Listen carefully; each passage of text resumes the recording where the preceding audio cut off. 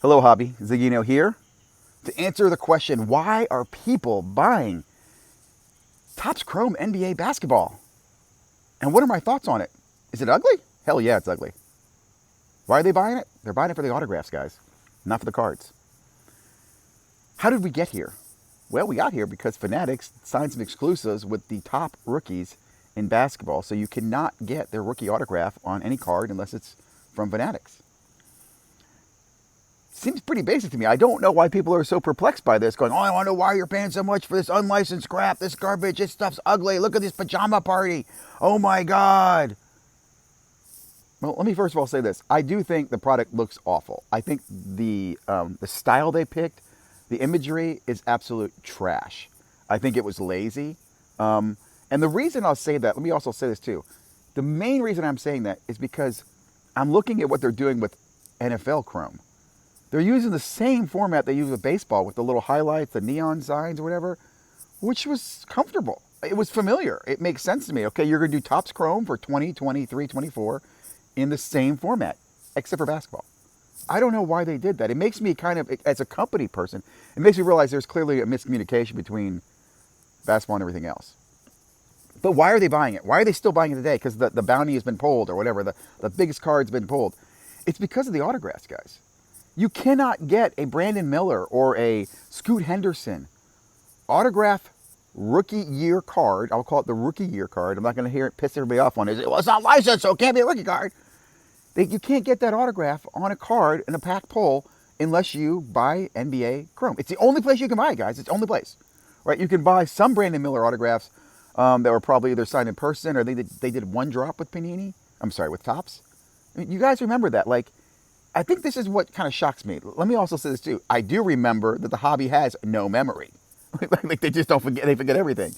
How did we get here? Let me take a quick second and remind you something.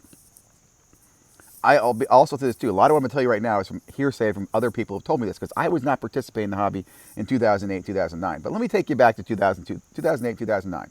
NBA basketball product sucked. No one liked it. It was miserable. It was very similar to the 60s or parts of the 70s. There wasn't a market for it, guys. I don't know why there wasn't a market for it, because LeBron was in the league and Kobe was in the league in 2008, 2009. I want to point that out, guys.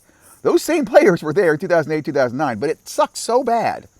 And again, check me on this if I'm wrong, that Topps and Upper Deck got together with the league and said, you know, we don't want to pay your league fees anymore, and I don't think we're going to make cards for you guys anymore. And Panini, who I think at the time, in 2008 and 2009, I think bought Donruss, or they bought something that gave them a U.S. presence. And again, it wasn't an official meeting, but somewhere a meeting or a virtual meeting took place, and they decided, we're going to give Panini exclusive rights to basketball. That's right, it was decided. It was either decided or Topps decided not to make a product. They all just said, look, we don't want to deal with basketball. Panini, you do it. And Panini took over basketball in 2009. Now again, if you were around the hobby, and please check me if I'm wrong, hobby fans, Panini didn't take off immediately. It wasn't like 2009, 2010, basketball was on fire. No. It took several years for basketball to get momentum. I would say it wasn't really to the Curry run in 2015 when the Warriors kept going to the championship against the Cleveland Cavaliers that the hobby really took off. Like Curry really took off that year. In fact, I want to say 2015 too. I remember talking to a store dealer, and he even said to me too that it used to be baseball, but now basketball is taking over. And he warned me then that football was the worst to buy. He said it's just a U.S. sport, but you know, again, things change a lot in 10 years. But again, I think this is an important part. I know it's absolutely useless content to remind you about the past, but no one competed against Panini in basketball. Panini had kind of they had a monopoly, and no one wanted to make unlicensed basketball products. No one making pajamas to get in that space. Here's the next part that's very important. Then Panini started a campaign of the importance of licensing and licensed products and licensing, a licensed card, licensed value. And again, correct me if I'm wrong, all you people have been out there a long time. Leaf was around, Sage is around. There are a lot of competitors in this market space, and Panini felt like they needed to protect their space and add more value, and they were paying a higher license fee. And to me, this is also around the same time, again, correct me if I'm wrong, when Supreme came out, and everybody had to buy a Supreme crowbar, right? Because we were brainwashed that the brand was what it's all about. So somewhere in the last 20 years, in the last 10, 15 years, we as the consumer have bought into the belief that there is absolute value in a fully licensed item. You know, Fanatics taught us that too with jerseys, right? Remember 15 years ago, you'd buy unlicensed jerseys all the time. Your grandma could knit one for you or whatever. But today, we believe that the license is what it's all about. Now, why do we believe that? Why do we really believe that? Again, the reason we believe that is because of the resale value, guys. It's not because, like, personally, I don't care wearing a jersey that looks like a team that doesn't have the team insignia on it, doesn't have the logo. But if I wanted to sell it or have some value when I get it autographed or frame it, well, then I need to have that licensing on it. You see what I'm saying? So I think, again, it's important for you to understand two things. Number one, Panini was given the kingdom when it came to basketball. Go do what you want. We didn't care. No one competed about it. No one made an unlicensed product. There wasn't the same Russian rookies and autographs back then. Also, Panini taught us that there was more value in cards, short printed cards, than autographs, which again is another one of those, I think they fooled you, because I've always said, and many people in the hobby will tell you this, it's all about the autographs.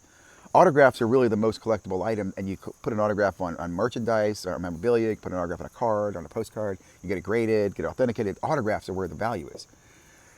I'll say this too, that is what Fanatics is doing. They're about the autographs. They don't really care about the cards, and they show that to you in the NBA product. They don't care about the card.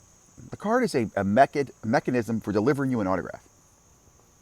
So again, let me just quickly say this. If everybody wants to complain, oh man, I can't believe you're buying unlicensed product, this unlicensed versus licensed. That was all created in the last 15 years. There's this hate for licensed versus unlicensed. I personally don't give a shit. I really don't. I recognize the difference. I recognize that when I buy a licensed product, I'm paying for the brand. I'm paying for the supreme name. I recognize that. And if it's got a monopoly where it's the only option out there, I recognize it's going to have a greater value. Now, let's go back to the autographs. I explained to you why people are buying Chrome. My question is, what happens in the future? Where are we in the future? 20 years from now, do you look back and you want a piece of memorabilia for this time period? I have to believe, guys, and correct me if I'm wrong, it's going to be an autograph over a card. Cards will easily be counterfeited. In the future, they'll be, probably having those Star Trek transporters and just make a card out of thin air for you. And the real thing that will be around, the only thing that will be around that has legality to it, will be an autograph. And I'll even say in the future, they'll probably be able to create a copy autograph very easily. But in doing so, you'll be breaking a law, I believe. So that is why I believe the autographs are where the chase is. I believe those that, and all it says too, if you're in breaking, or you're buying these cards, not everybody is a new person to breaking. Everybody's like, oh, breaking people are just fools. They're being suckered in to spend their money. Most of them are very, very smart. They show you the market. Like, I can tell you, watching how products sell now as a breaker, that they're chasing the autographs. There's value in the Lakers and the Cleveland team, not because of any of the players, it's because you're chasing the LeBron autograph. There's value in Portland and in the Hornets because they're chasing the rookie autographs. They don't care about the, like for example, Dallas Mavericks, normally a very valuable team. You got Luka, you got Lively, no one cares. Do you want a Lively autograph when you get a Lively autograph on a licensed card? In fact, here's a good example of something I realized too. AR autographs on the unlicensed product will not have as much value because you can get a licensed AR from Panini. So AR, Anthony Richardson, on the Topps composite, probably the worst rookie autograph you can get in that product. So let's talk about that product while we're on this topic. I think the composite product looks better. It's more appealing than the NBA product, but it's the same damn story, guys. We're chasing autographs. You're chasing Tom Brady's, you're chasing CJ's, you're chasing Will Levis, you're chasing Bryce Young, all autographs that you could not get before. And that is why that product's popular. That's why that product has value. Now, and I'll say this too, I'm wondering, how does all this impact the autograph market? Like, again, economics is pretty basic, supply and demand. We should assume that the values of these autographs, like even Victor, who's now still around $2,000 an autograph, should start to slip. I've already seen CJ autographs start to slip. They used to be, I think, $1,000 or more from the few that were out there. Now they're under $1,000, and I think you'll quickly see those slide even further because there's so many of those autographs out there. I think it's interesting too because what's also happening is that typically Panini would take, let's say, 1,000 autographs. And I'm just giving you a very generic number, 1,000 autographs from a player, and they'd sprinkle those over the entire season to you and say, 20 products. Right now, I feel like we're going to get 1,000 autographs from Fanatics in 6 products. and the density of those autographs in these products is going to be a lot higher than you'll see it in the future. Does that tell you that there's great value and you should go buy it now? No, I'm not telling you that. I'm just telling you what I'm seeing, okay? Honestly, I think every one of these unlicensed products will have fast sell-through. There will be immediate value in some of the cards, but the longer term, it will be in the performance of those players and their rookie year card. If CJ Stroud ends up doing great this year, I don't care if it's unlicensed card or not, those rookie card autographs will go up in value. I suspect CJ, like most quarterbacks, will have a fall off after their first year. Most rookies, even their best second year, unless they're going to the Super Bowl, they fall off in value. That's just the way it is. So, and let me take that back. That's just the way it is. It's such an arrogant comment to make, Ziggy. That is the way it has been. I also realize that this hobby is always changing. And we should never take it for granted. It's not an emotional beast. I mean, it's not a logical beast. It's an emotional beast. So, long video here. I hope I added some value to your day and explain to you why people are buying these unlicensed products. Also, give you a little history that how we got here. How someone finally said, we don't want basketball anymore. Basketball wasn't popular. And they gave the license to Panini. Oh, by the way, Panini then, a few years later, actually went to the NFL because they saw they made so much money on the NBA. They said, hey, we can make more money on the NBA. You got to give it some credit to the Panini. Panini had better business people. And they bought the exclusive for the NFL. At the time, again, I'll say this too, Topps could have made unlicensed product then. They decided to back out. They decided not to do it.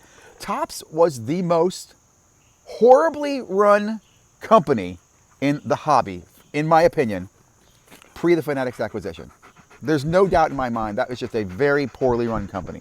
They didn't do very well on the product that they had, the sport that they had. But baseball went from number 1 to probably number 3 in the hobby.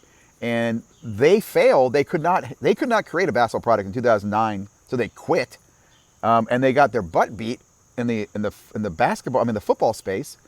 They failed. They still have never been able to execute on a RPA-like product. We'll see if that happens now under the Fanatics management. And they never had any creativity. I mean, again, Topps had zero creativity in these downtowns, these kabooms, these color bursts, all those cards, whether you like them or not. And I'll be the first to say I'm a critic of them. Panini did that, guys. Topps has been awful. Now, I do think the new Topps under Fanatics is a brand new regime. And we've seen more innovation out of Topps than we've seen from Topps in 25 years. Just the rookie debut patch alone. And whether you like it or not, these inscribed cards, these bounties, these collaborations, these crossovers, Bowman Chrome's dropping in 9 days, and it's going to have Garbage Pail Kid crossovers in that. I think that's super cool. I like the Willy Wonka effect. I know not everybody does. And for those people in the hobby who sit there complaining, oh, the hobby's all about money, everybody's here for money. Guys, it's always been about money. It really has. I know there are a few rare guys who collect the staplers, who really collect just for the passion. I believe you. But I'll tell you this, even in your life, you have to admit this, the people around you that support you and look at you as you're collecting all those cards, they're sitting there in their mind going, well, as soon as he dies, we're selling off those cards. Or God, I hope there's some value in those cards when he leaves. Everybody sees the collecting, whether they don't admit it or not, as a business, guys. That's why the hobby is the way it is. I mean, it attracts people because it's unregulated. You can do almost anything you want to in this hobby, and there's lots of money, and money continues to pour in, and it doesn't leave very quickly. Another thing, too, it comes in, and it normally gets stuck here in the form of cards. It's kind of like concrete. You turn liquid money into concrete cards. Gosh, I could go on, but I don't want to continue with more valueless content.